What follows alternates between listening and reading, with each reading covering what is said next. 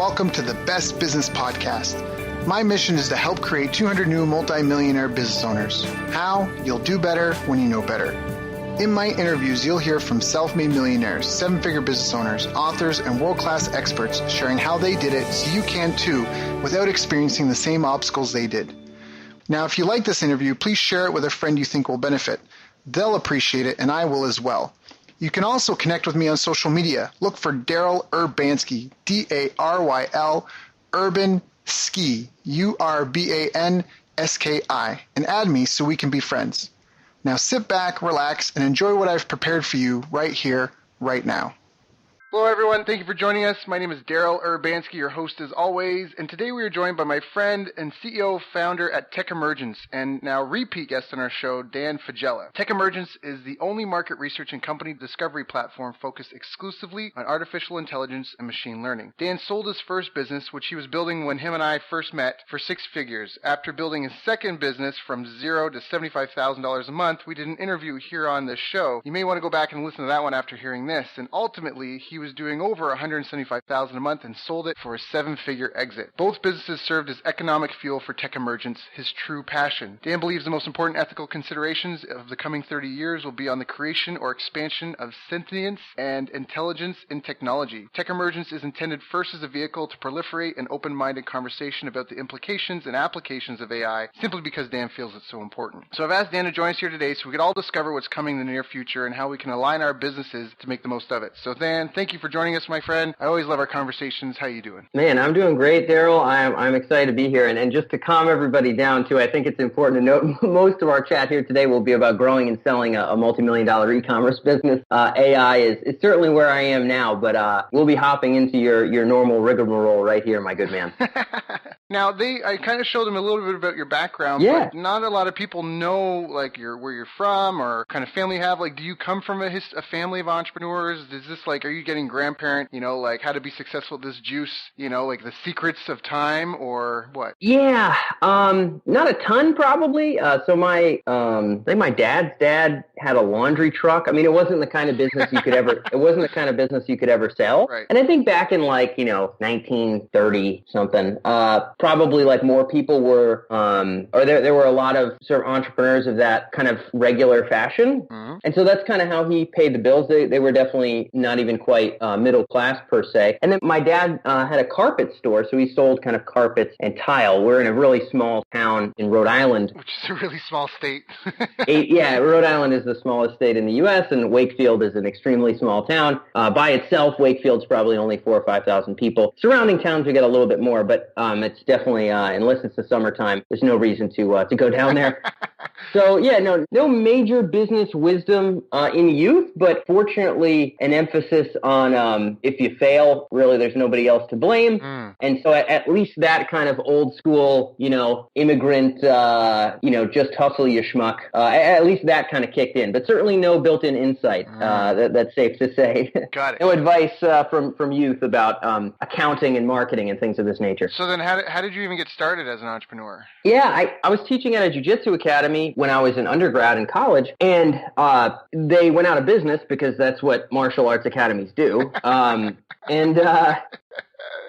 And so I had nowhere to train, and I didn't want to have to drive an hour to train. So I figured, in a completely not long-term thinking way, I thought, man, I should just find a way to have a gym, and then I don't have to drive very far to train a lot and compete. So I rolled out some old wrestling mats in the back of my dad's carpet store. I traded him by paying for the electric and the heating when we were using that space, and we were using this big warehouse when the carpet store was closed down. It's like 6 o'clock at night, and just started teaching there. And then that business actually ended up turning into like a 4,000 square foot formal martial arts gym in 2 or 3 years.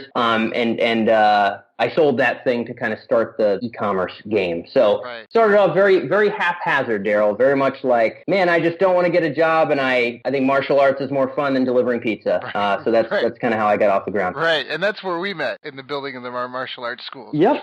Which was awesome. So that's and that's also even honestly in a short time period. This isn't. I don't even think we're at 10.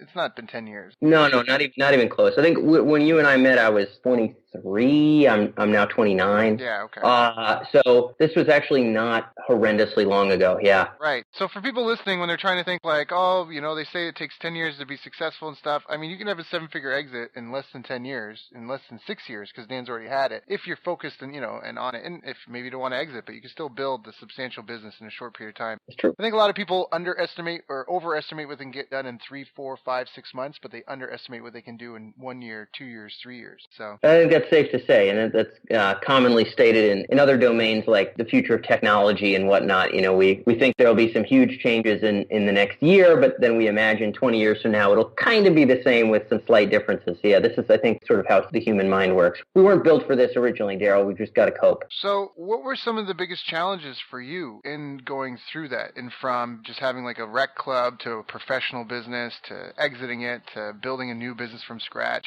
online this time? What were some of the biggest challenges that you faced? Yeah, I think, for the sake of the audience that's tuned in and sort of what might be useful, I think, the transition from a physical martial arts facility basically just to fill the pressing need of having to pay for Ivy League graduate school and not having any other ways, to going into an e-commerce business whose goal, Daryl, from the get-go, the goal of Science of Skill, the company that I sold to fund what I'm doing now in the Valley here, from the get-go, the whole point was to build something saleable so that I could, move to the old San Francisco area without having to give away any equity in my company off the bat, at least not right off the bat. So that was the whole point. That's a big transition, to go from a very provincial 4,000 person town teaching people how to punch and kick and choke one another to an online business with recurring revenue that has processes in place that make it worth 90% cash down for a little over $1 million. It's definitely a different ballgame. So the biggest hurdles were probably off the bat learning kind of the required skills. So man, how do you like build a website? How do you what do you do with email? What do you use to process payments on the internet? All of these things were completely brand new. So the bumbling through the tools and the bumbling through how to use the tools was, I'd say, certainly a challenge in getting started building an e-commerce business that I knew had to be multiple millions in top line. So, and that's I think you're probably striking a chord with a lot of people either that have already gone through that in whatever capacity for their business or are experiencing that right now. And how did you overcome those then? Yeah, two primary ways. One was just a lot of Googling really late at night and less sleep than I would have preferred, maybe. That's sort of one way. The other way is I've always, and I don't necessarily advise it, but I do always spend a relatively exorbitant amount on kind of consultative stuff and learning from people who've already done what I want to do. So in the martial arts world, I didn't, get my black belt under the guy down the street who taught martial arts. I drove, 4 hours to find the lightweight no-gi world champion because I also wanted to win national championships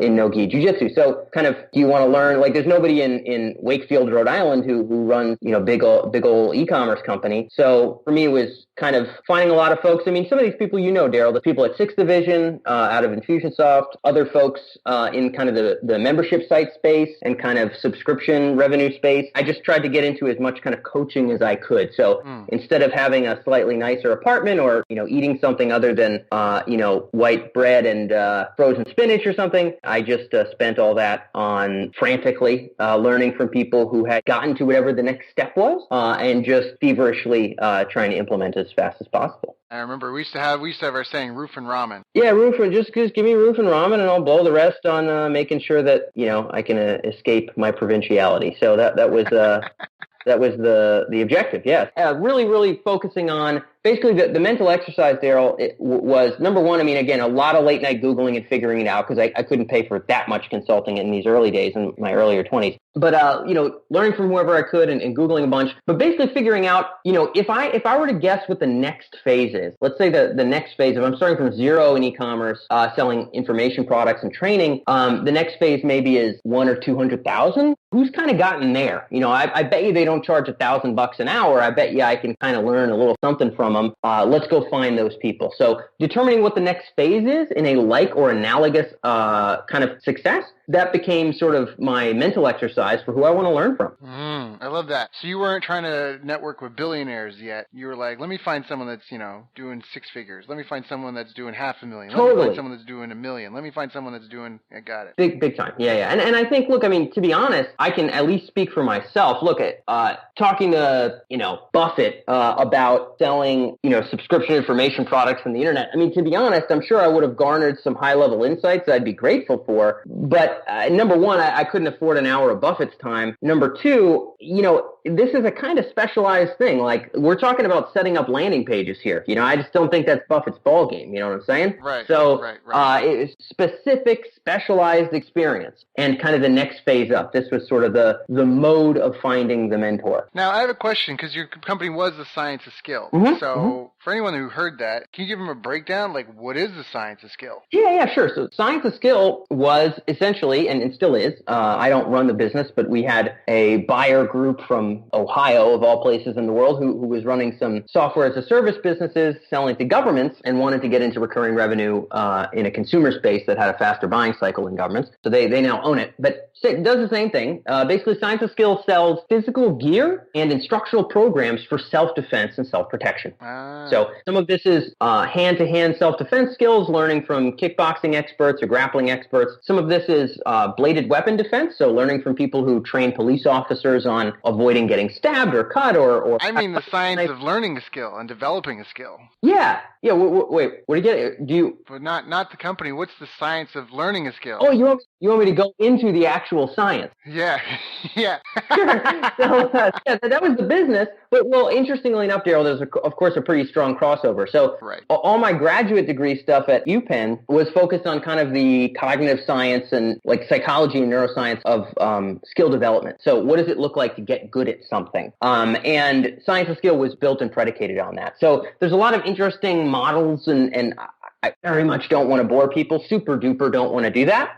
Anders Ericsson, founders of goal setting theory. There's a bunch of cool people to read in this regard. But there's essentially some fundamentals around what it takes to build skills. What kind of repetition is required? What kind of feedback from what kind of experts is required? How to model and simulate environments like those that you're going to be in when you need to perform otherwise. A lot of kind of tenets and principles around building skill. And a lot of this has been studied really, really, really far in depth and in kind of very basic abilities or things that are reasonably easy to study, such as playing the violin, performing in sport, memorizing numbers. These kind of tasks have had some pretty robust academic work behind them. And so there's some strong sort of theory and practice around what it takes to get good at something. And so the business Science of Skill was built on basically creating educational programs in line with a lot of those principles, in line with those same tenets. So when you say specific type of repetition, what type? Like, how do I get good at something, Dan? I got to set some goals. I got to get regular feedback at regular intervals from experts. I got to get what do you mean specific types of repetition? Yeah, so a really kind of important thing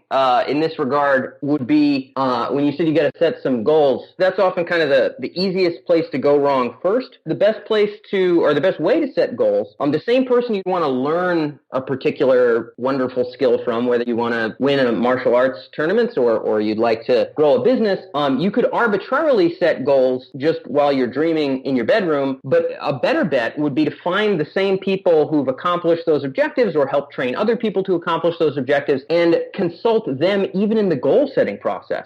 So anchoring your aims to what you arbitrarily consider to be a right and requisite next step is sort of drastically improper. So if you want to be a martial arts champion in Brazilian Jiu-Jitsu, you might determine all kinds of wacky, wild things that you think, okay, well, these are my goals. I'm going to train takedowns 60% of my time. I'm going to watch competition videos 20% of my time. I'm going to make sure I'm training at least this many times a week. Kind of who are you to do that? So skill development off the bat involves the structure of training, the structure of how these skills are worked about being developed, being informed by someone who knows their stuff.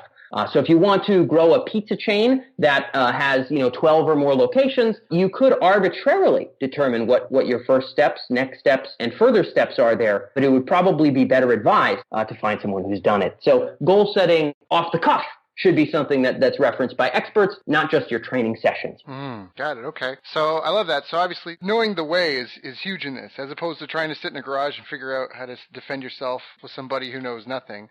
Better to talk to an expert. Definitely. The Bonaparte quote here is read over and over again the campaigns of Hannibal and Caesar and Frederick the Great, and you'll become a great general. Of course, at some point Bonaparte had cannons, right? Caesar didn't have cannons. You got to start thinking a little bit outside of the box. But generally, for step one, there's sort of been a guy who's done it. And in terms of how those requisite skills are cultivated, what kind of training and learning is required, it's generally very well advised to consult those persons who have evidence of those results you're looking for, rather than going to them with your own preconceived goals first. I say go to them to get your goals in the damn first place. This is sort of skill development 101. Got it. And then is it just the 10,000 hours? You got the expert making sure you're on a path, and then you just bang out your 10,000 hours? That's 10,000 hours is like it's a perversion of Anders Ericsson's work. It's like a buzzword version of Anders Ericsson's work. Anybody who wants to read, Anders Ericsson is University of Florida, father of modern skill acquisition sort of science. There's a little bit more kind of robustness to that in terms of the structure of training and like how feedback feeds in and things along those lines. But yeah, certainly it's time. It's regularity of training. It's consistent feedback during that training. And as mentioned before, Daryl, the regimen and structure of the training and what the training is focused on should be very much informed by folks who sort of know their stuff. So if you imagine two situations, one of which is you want to become an opera singer and you live on a farm in Wisconsin and you want to stay on that farm in Wisconsin and communicate with no one, and you just have records to listen to, it is possible and conceivable, and I'm sure it has been done, that you could become an opera singer through that method. It would be better advised to determine your voice exercises, determine how much is too much training, how much is too little training from persons who are exceedingly experienced in that domain. And then to garner their feedback consistently as you're practicing your, I don't know any opera terminology, but whatever it is that those people do. So it's, I literally I don't know the word. Yeah, like your Barrettos and your some random Italian word for singing on a stage. Clearly not my life choice, but if that were your life choice, it'd be better advised to kind of riff off the bat with someone who knew their stuff. Sure. Okay, fantastic. Thank you. I appreciate appreciate you indulging my because I think that's important, because we talked about where you came from, talked about like your development along this path, and I think that will be really helpful for a lot of people, because a lot of people have no idea. Remember when we talked about like black belt eyes, forgetting what it's like to be a new person at the gym? Yeah. A lot of people have no idea what it's like to develop a skill or the business. And so I think what we just honestly gave, and people hopefully were writing down, if not, they may want to re-listen and write it down. Might want to listen to this interview a couple of times, but you literally just gave them a formula there for how to accomplish anything, any skill that they want, really, just have some time, have regularity of training, have focus in your training. On what? Well, this, have input from experts, top of the field experts, from the get-go, from the beginning, like you said, in the planning stage, to set your expectations realistically. Yep. To tell you, make sure that you're not overdeveloping in any one area too much over another. I think that's fantastic. So, and then the regular feedback from experts as you progress. And is it multiple experts are ideal, or is it better to have one person you sync in on? I guess there's sort of debate on this in some regard. I think the hungriest people and the farthest reaching people in any given domain generally will be eager for multiple perspectives. Right. Again, the Bonaparte quote lists 4 or 5 generals, and I think for good reason. If you're going to overwhelm yourself and learn from 50 people, you're probably blowing it. Mm-hmm. But if you can garner from different people with different perspectives, I think that this is reasonably advisable. But if it becomes so distractive that you feel like you're being torn, you're probably crossing the edge. But I mean, in the martial arts world, Daryl, which you would understand, if you get some other world champion who's 2 towns over teaching a seminar, I mean, you're just going to go to the goddamn seminar. You know what I mean? Yeah. You're just going to freaking go. Like, oh, who cares? He's won a couple world titles. Like, yeah, I love my coach. I love my. Yeah. God bless my coach, right? But whatever, it is what it is. It's $50. I'm going to go learn, the way that this guy does his takedowns. I'm going to learn the way that he does his drilling. Yep. So I think that this is advisable in business as well. But yeah, the really important point, I think, which I know I've kind of flubbed in earlier ventures, is not consulting folks in the middle of the path, but consulting folks on sort of what path to walk down, what expectations to set, what your initial goal should be off the cuff. Right now for TechEmergence, for example, Daryl, I'm building a different kind of business than the first two companies that I've grown and sold. And I'm having to learn systems and processes around organic traffic, systems and processes around editorial and content creation. And instead of sort of saying, well, I guess this is what it looks like to scale this process, I'm paying money to talk to people who've worked at Bloomberg and Vox and New York Times, etc. And just saying, hey, man, here's how our spreadsheets are set up to do such and such. Let me know what you would change. Let me know how you did it. Let me know what you would do in my shoes. And let me just anchor myself in some semblance of best practice. And I can innovate when it's time, but at least get me up to speed on what works here. I don't want to reinvent the wheel. So anchoring goals, initial processes, initial goals off of someone who at least understands the reality, I think is very much to be advised. No, it's a fantastic point there. I mean, I always say that's one of my favorite things about books is you could spend 40, 50, 60 years figuring out something for yourself, or you could just buy the guy's book or the girl's book and sit down for a few hours or a week, or a few days and pick up where they left off. You don't need to invest 40 years in that. Jim Rohn says that. He says you should spend your evenings reading the thoughts of like Plato and Socrates and all the great thinkers of the world. You could sit there all night and not think of that stuff on your own. Exactly. You may never arrive at like Aristotle's exact list of virtues on your own on a couch. Yeah, right. Exactly. Safe to say, or Pythagorean theorems. Assuming you didn't learn that kind of stuff in school. So for sure, and I think if you can't afford to go pay a bunch of consultants, and I actually couldn't, I just decided to do it instead of eat. Then books and the internet are kind of the free university of the world, or as close to free as it gets. So yeah, definitely, I'm definitely congenial with that. I'm guilty of purchasing more books than I can read. Yeah, me too. But it's out of that same eagerness. So, well, exactly. The book you don't own, you can't read, and the book you don't read can't help you. So the first step is you got to own it, right? Which means you're going to have. It's like in muscle building. If anyone here is in fitness, if you're trying to bulk up and add weight, you're going to put on fat too. You just, so you're going to buy books and you're going to pay for stuff that you may or may not use, but it's all part of the process. Right? Nice analogy, Daryl. I never heard that one, man. That's pretty good. Well, it's just real. So now, what's the deal with some of the habits you had that you felt helped you accomplish and have helped you accomplish that? Because not everyone can build a successful business, and then even when they do have a successful business, not everyone can exit it and find a seller and that the whole way through. So what habits do you feel have helped you and some of the other successful people you've seen on your path? Yeah. Now, just in terms of where you want to point the laser beam here, do you want to go into kind of like day-to-day work habit stuff? Do you want to go into more like business processes to ensure that sort of we're in place? Where do you want to knuckle down on like a personal level? Let's do both. Let's start off on the day-to-day you and then talk about as a business. Yeah, sure.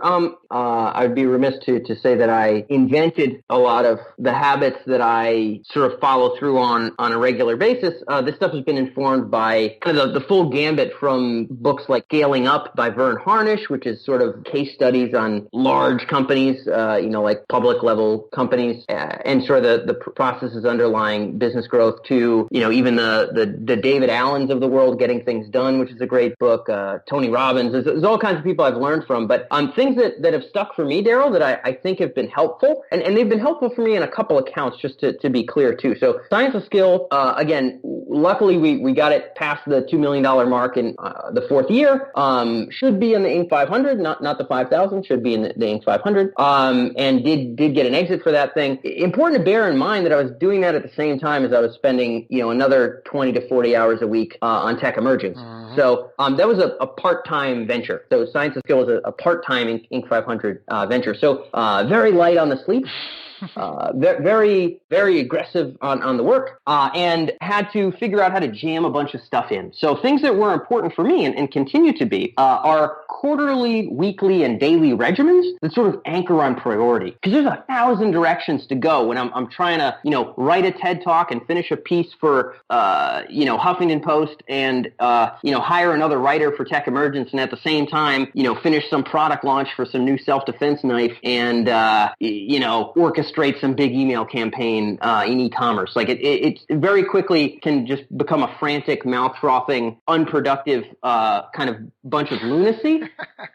And I've certainly been there on a few occasions, but have been fortunate enough to learn and survive. So the quarterly process for me, Daryl, and this is sort of like, there's other I could kind of distill other habit stuff, but really the rhythm is more important than oh, here's the cool, neat yoga trick I do in the morning. I don't know if I can really care. Right. For me, the rhythm and consistency element of ensuring priority focus is a big deal. And those are going to change. Your priorities are going to violently change on a semi-regular basis in business. You're going to have to be forced to calibrate to that. But so long as you're inching towards the direction that progress is, and you can ensure that you're doing that, you can kind of make it through a lot of this junk. So the way that I like to go about that, there's a great book called Scaling Up by Vern Harnish that talks about these processes on a business level, but on a personal level, I kind of go through the same things. On a quarterly basis, the big game, Daryl, is really brainstorming, and this is actually something I do with the team. What are the major themes of improvement that in the next 3 months are most likely to get us to the sort of business goals that we presently have? So last year, getting multiple millions to the top line was a big deal. We definitely wanted to be more than 2 million in the top line. We had a certain amount in terms of profit margin that we wanted to get. And kind of to make it fun and kind of gun for it, we were going to try to shoot for the Inc. 500 thing. Eventually, I'm going to have to raise venture money, and it'll be better to say, in my 20s, I was in the Inc. 500 than it will be to say in my 20s, I won a national martial arts championship. VCs aren't going to really care about that. So have to have some sort of signal that I can create a return on investment. So those were some objectives. Hey, what in the next 3 months, what are going to be the major thematic focuses that are going to get us to those goals? So just examples for you, Daryl. This could be refining and improving customer service processes, getting our, and then boiling that down into tangible objectives. Okay, we're going to rewrite our templates for customer service. We're going to get our ticket time to less than 12 hours for every single ticket. We're going to, have a weekly training call for 90 minutes to go through tickets with our outsourced team to really refine and improve the more nuanced responses that have to be more dialed in than they are now. Okay, the next thing is we need to revamp, the store page, et cetera, et cetera. Go ahead. So you've got annual goals, and then you have quarterly kind of review that you do with your team, and you come up with quarterly priorities. Right? Yeah. 3 to 5 quarterly priorities or rocks Big that you're going to focus all your activity on. Yep. Yeah. Okay. You're right there. Yeah, you're using the rock term, right? This is that's like Stephen Covey's word, but Vern actually references it in Scaling Up as well. But yeah, exactly. 3 to 4 kind of core themes of this kind, which then get boiled down into doable tasks, whether it's a numerical goal that we're going to hit and or a project that we're going to complete within that given quarter. And then we go ahead and assign all those different projects, which are high priority projects. We've taken a lot of time to think about them. In my early days, I would have rushed and just set goals arbitrarily. This is a much more robust process to really think with the team, take a half day to really boil down what the hell do we need to focus on in order to succeed here and have everybody win, and then assign people to those goals. That's one.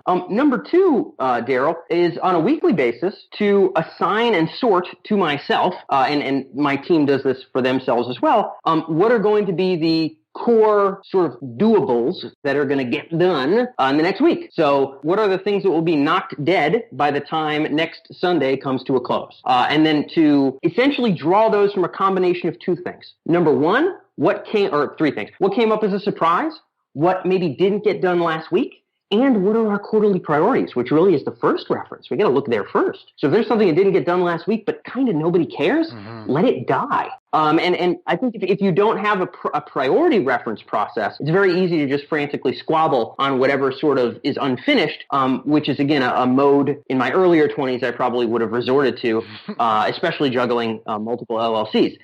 So being able to weekly reference that. And then for me personally, Daryl, I don't really force my team to do this, but for me personally, I'll pick 3 of those that are sort of the big ones. So by the time next Sunday comes to a close, if I get hit by a bus, if everything goes wrong every single day, and I don't get done anything else that's on this list of 7 or 8 core things I want to get done next week, here's the 3 that are just going to get done. Whether it means I skip meals, whether it means I don't reply to any emails for 4 days, I just don't care. Here's the 3 things that are going to get done this week, because this is what moving the ball forward looks like most. So in addition to setting some tasks for the coming week based on those 3 things I talked about, really figuring out what are the big boys that absolutely have to get get done in order for anybody to be able to say, we are farther along now than we were last week, to ensure that saying that would not be a lie. So determining those core 3 is a big deal. And then kind of similar process to that, Daryl, and then I'll wrap right up here, is doing something similar on a daily basis. So when I wake up on a daily basis, I still do this paper-based. I switched to computer for like 6 months. No, it doesn't work. It doesn't work. I'm not going to play games, man. I still do a paper-based. It just is what it is. I feel like less of a person. I feel like terrible about having paper-based, but yeah, I feel like I consider it borderline a moral flaw. But at some point, everything's going to be super digital and like in our heads, and I'm going to have to get used to get jacked into machines and stuff like that. I should probably adopt as much on the cutting edge as I can. But in terms of focus, it sort of boils down. I'll put some tea in the morning, and I will, on the top right-hand corner of a quarter sheet of paper, jot down what are the 3 things in that day. And one of them, probably, Daryl, is one of the top 3 for the week. Yep. So, on Monday, there's going to be one of my big top 3 for the week I'm just going to want to kill by the time Monday ends. I want one of those things dead. So, what are the top 3 things even for this day?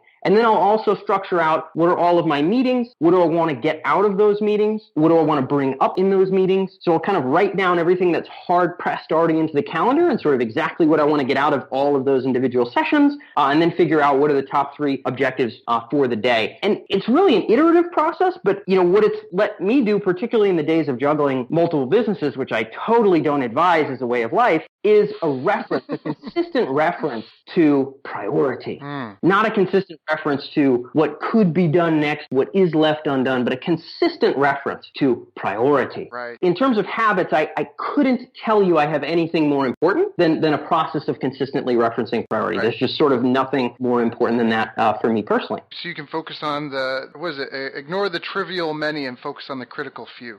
Yeah, big deal, man. I mean, that's the ball game, and it's hard to determine what are the critical few, right? That takes this sort of calibrated quarterly, half-day, mega brain dump process to really distill those. But once you've distilled them, don't let go of them. When you hit the ground running with frantic effort, at least have that be pointed at the highest, wisest, most robust objectives that you have. Do that hard thinking. Put in the hard work to do that hard thinking, and then when you work, at least you have a North Star to chase down. I can't think of anything that translates across businesses sort of that's more important than that rhythm. Yeah, I think that's fantastic. Honestly, again, like I said at the beginning, people here might have, will hopefully have written some of this down or typed it down or something. If not, they may want to re-listen to this interview a couple of times. So now, Dan, let me ask you about the exiting. Yeah. How do you separate yourself from the business and exit? How do you have a sellable asset? Because I know a lot of people get stuck in things like earnouts where they have to slowly, gradually relinquish ownership. Yeah. And then they get paid over like 10 years, and then really tough.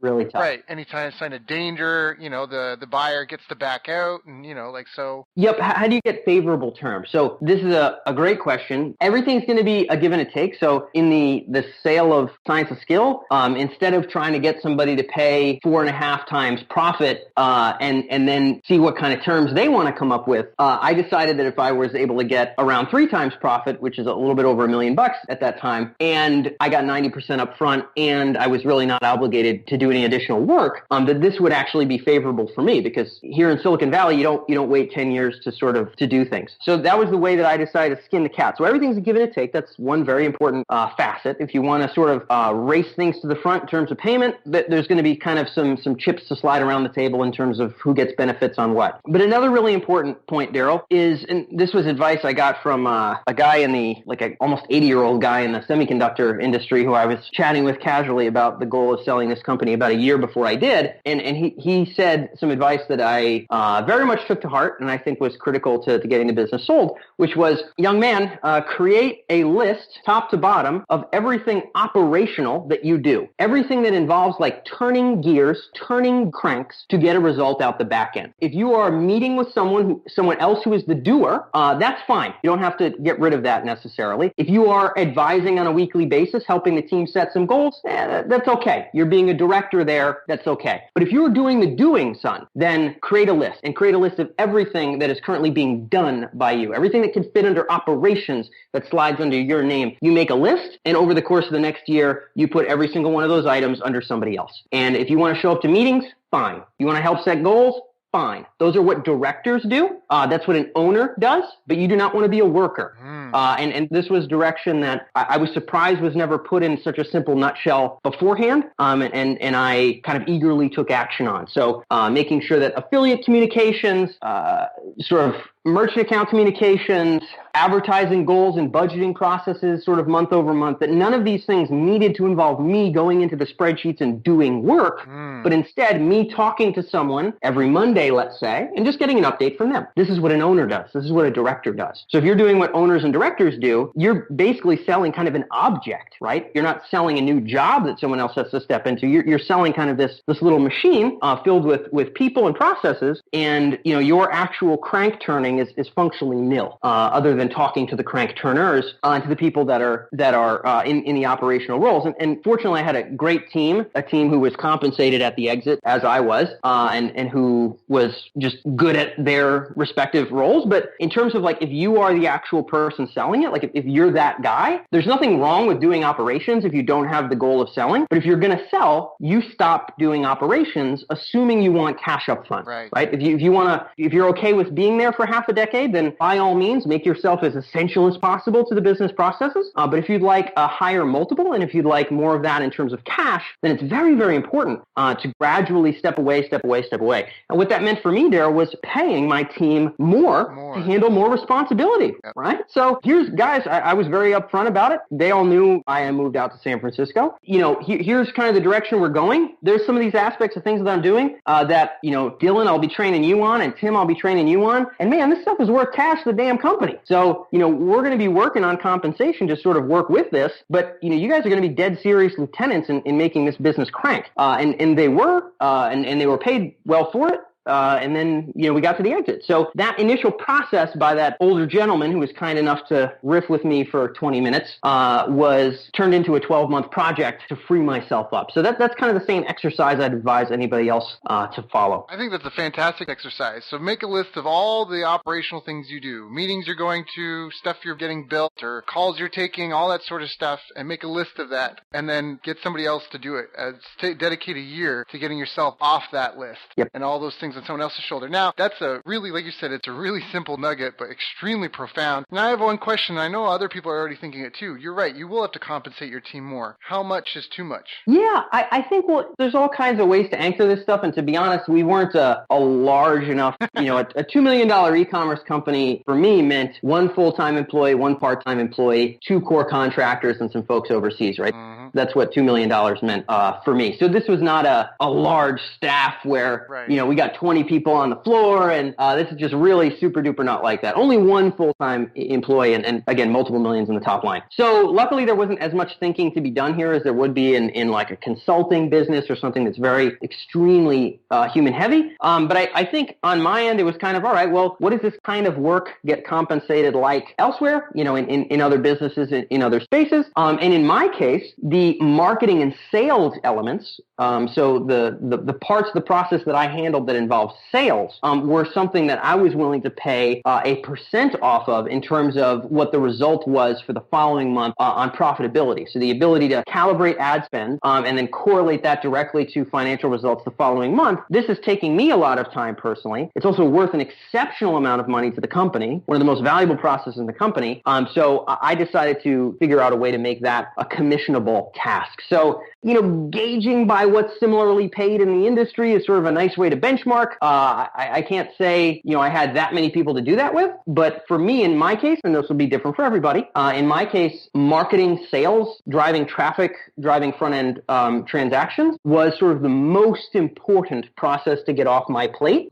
And is also very much a growth and profit tied process. And for me, if I could spend 1 hour a week in a meeting instead of 6 hours a week doing the work, that was worth paying, X percent of the following month's profit to the person who completely owned that process. And if they flopped, they wouldn't get paid as much. Yep. If they did great, they did basically get double what their salary was for that month. Right. Which is nice. Still decent, yeah, which is pretty nice. So Tim, who's my right-hand man, who I think you may have met at some seminar at some point. We've met a bunch of time, had a bunch of calls. Yeah, Tim was my main soldier. Tim was my boy. He had been there from day one. He really had the responsibility and the gusto. He had a natural inkling towards marketing. If there's anybody I'd want to give a chunk of what our profits would be, it would be Tim. He put in a lot of hours in the early days. And so I gave him probably a healthier portion of sales and marketing driven profit than you probably would for anybody that you bring on year 5 of growing a business. But Tim was there from ground zero. So yes, it's totally handed off. Yeah, there's a development there that's worth it. It's worth it. Definitely. And it's like the ability for us to grow without me being able to directly tie myself to the growth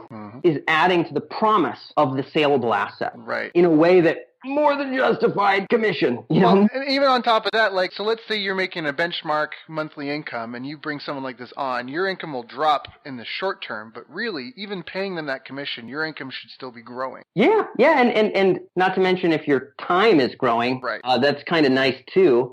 Not to mention, and if you sell for a fatter multiple, that's a way to get those dollars back. So there's a lot of ways to skin the cat. In my case, it was just right to do it with Tim, and I super duper wanted to and make it more than fair. But it also definitely added to the saleability of the company, which is phenomenal. So Dan, this has been amazing. This is an interview to listen to again and again for sure. You've literally walked us through the initial stages all the way through to the exit with some fantastic tips along the path. And I know that you've got a hard stop, so I want to be really respectful of your time. Yeah. But I appreciate it. I want to say before I ask anything else, is there anything I didn't ask you that I should have asked you?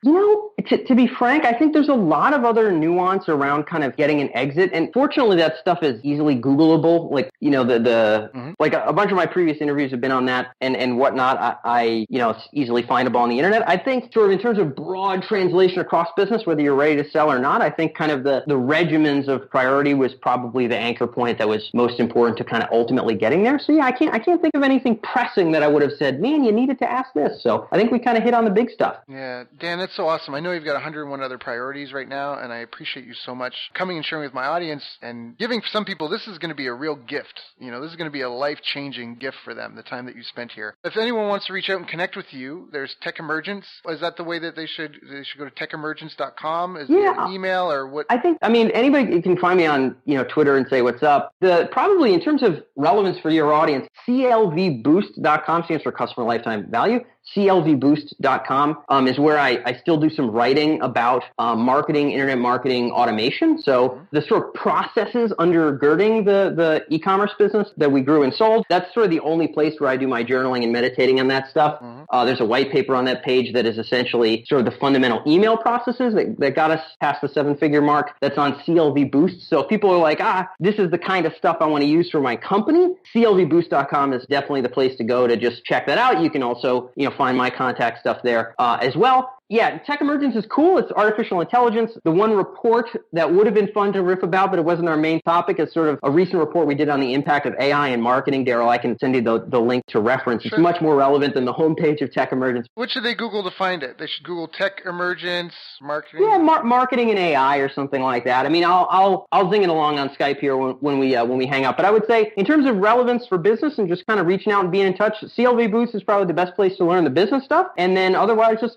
find me on Twitter, pop me a message, let me know you heard me through Daryl, and I'll be happy to hear from you. So that's about it for me, man. That's so awesome. Dan, it is always an honor and a pleasure whenever we talk. You're one of my favorite friends, and we both started way back then. Oh, yeah. Chasing each other. It's just been an amazing journey, and it's such an honor and pleasure to walk that path with you and just even see you shine. And I know that the most exciting thing is we're both just getting started. Like, that's the coolest part. We have the rest of our lives ahead of us.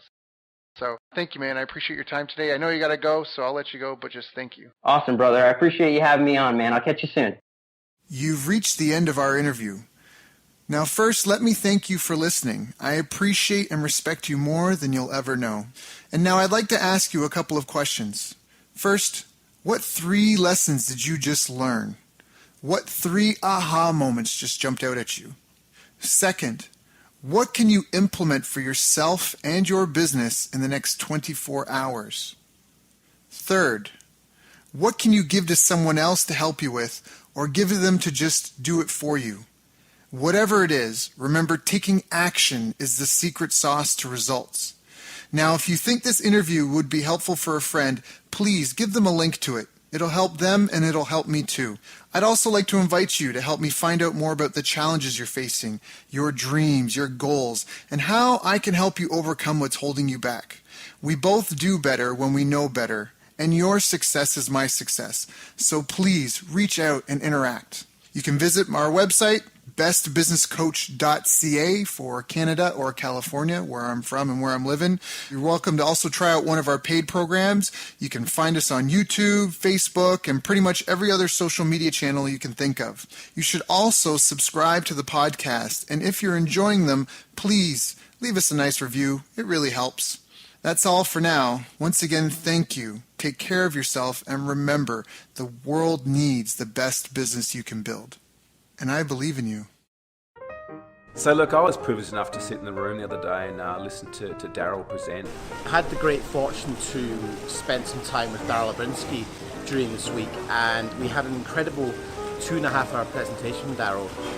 Daryl was amazing. I got so many little nuggets of wisdom. I hadn't heard Daryl speak before, but what struck me from his presentation was he's one of these hidden masters in the internet marketing world who's worked on some pretty incredible launches. Daryl has a ridiculous amount of knowledge. Daryl Abrinsky's presentation was absolutely great. I really loved an incredible knowledge of numbers.